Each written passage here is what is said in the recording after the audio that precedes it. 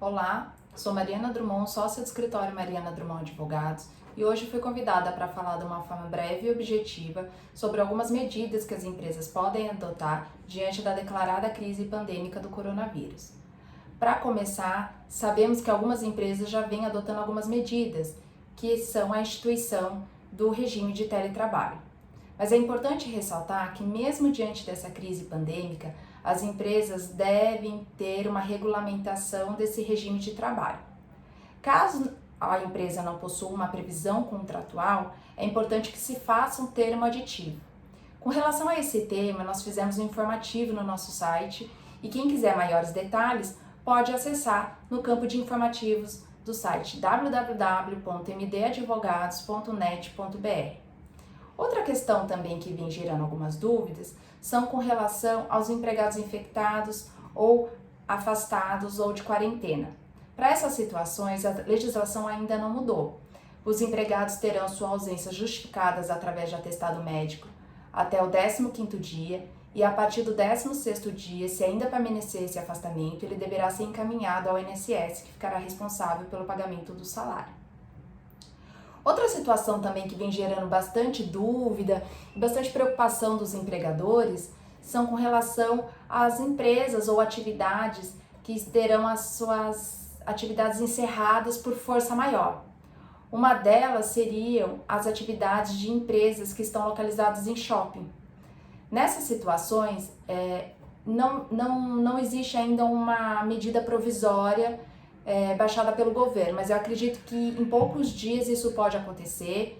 Ouvi algumas especulações, algumas informações de que uma medida que poderá ser adotada pelo governo será a suspensão do contrato de trabalho sem remuneração e esse período o empregado poderá levantar o seu seguro-desemprego, né? Então essa é uma solução que talvez o governo adote, mas ainda não tem nada decidido. E enquanto isso não acontece, nós estamos enfrentando uma clara situação de força maior prevista na legislação. Essa força maior, ela está prevista no artigo 501 da CLT.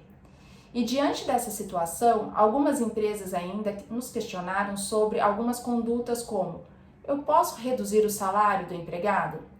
E a nossa resposta é que nessa determinada situação pode, porque esta questão está prevista no artigo 503 da CLT, onde autoriza o empregador a reduzir o salário não superior a 25% dessa redução, mas desde que respeitado também o salário mínimo da região. Ele não poderá ser menor que o salário mínimo da região. Essa redução pode acontecer, então, até um teto de 25%, mas essa redução não pode ficar abaixo do salário mínimo da região. E ela permanecerá enquanto ocorrer a força maior e ela deverá ser restabelecida assim que cessada, o salário do empregado deve ser restabelecido assim que cessada essa situação. Outra dúvida também que vem surgindo é a redução de jornada. Posso fazer a redução de jornada? Pode. Existe uma previsão de que, firmado um acordo coletivo com o sindicato, você pode fazer essa redução de jornada. Tanto para a situação de redução de salário quanto para a redução de jornada, existe a possibilidade de um acordo coletivo junto ao Sindicato dos Empregados, mas também para aqueles empregados que possuem salário 2 vezes o teto previdenciário e possuem graduação, o empregador pode fechar um contrato diretamente com o empregado, por força do artigo 444 da CLT.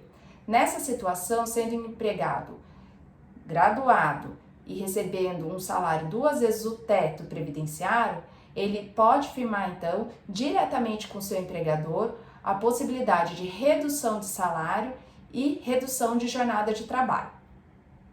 Outra situação que também vem sendo bastante questionada e algumas empresas também já adotaram são as férias coletivas. Mas a maior dúvida as férias coletivas ela deve ser concedida e avisada ao empregado com até 30 dias de antecedência. Só que diante dessa força maior, os empregadores não possuem esse prazo. O que será decidido futuramente? Como não respeitado o artigo 135 da CLT, essas férias coletivas, ela pode ser declarada nula, inválida? Pode acontecer, mas a gente acredita que, diante dessa situação de força maior, os juízes não decidirão dessa forma, porque o país enfrenta uma situação de força maior e a impossibilidade é justificável com relação ao descumprimento desse artigo. Então, aconselhamos então o empregador a arriscar e dar as férias coletivas como forma de manutenção do contrato de trabalho e a manutenção dos seus empregados na empresa, tá bom?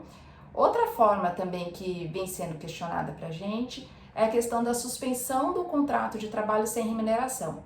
A legislação trabalhista não possui essa previsão, mas algumas convenções coletivas possuem algumas situações em que essa suspensão do contrato de trabalho sem remuneração pode ser aplicada. São situações específicas. Então, somente a convenção coletiva que a sua empresa está submetida poderá prever algumas condições dessa questão. Como eu disse lá atrás, o governo pode estar estudando alguma questão, através dessa medida provisória, sobre essa suspensão do contrato de trabalho sem remuneração. Mas enquanto isso não acontece, as empresas não podem praticar essa modalidade, a não ser que tenha uma previsão em convenção coletiva. E a última situação, gente, é a mais grave, é a mais extrema, que é a demissão sem justa causa. Nessa situação, o empregador tem que pagar por hora todas as verbas rescisórias normalmente e a multa de 40% sobre o fundo. Acredito que numa situação dessa extrema, em que o empregador realmente não irá conseguir arcar com esses custos, eu entendo que o governo também deveria prever alguma modalidade, como talvez nessa situação extrema, isentar o empregador da multa de 40% ou reduzir pelo menos essa multa, ou facultar o empregador o parcelamento dessas verbas rescisórias, algumas medidas que auxiliem não só o empregado a receber essas verbas rescisórias nesse momento, ao invés de ficar sem receber, e também auxilia o empregador a cumprir a sua obrigação em querer pagar essas verbas rescisórias de uma forma menos onerosa e menos prejudicial diante de uma situação que já é extrema, né? Então é isso, gente. Essas eram algumas dúvidas que a gente tinha aqui para esclarecer. Quem tiver mais dúvida, pode mandar e-mail pra gente, pode acessar o nosso site, lá terão algumas informações.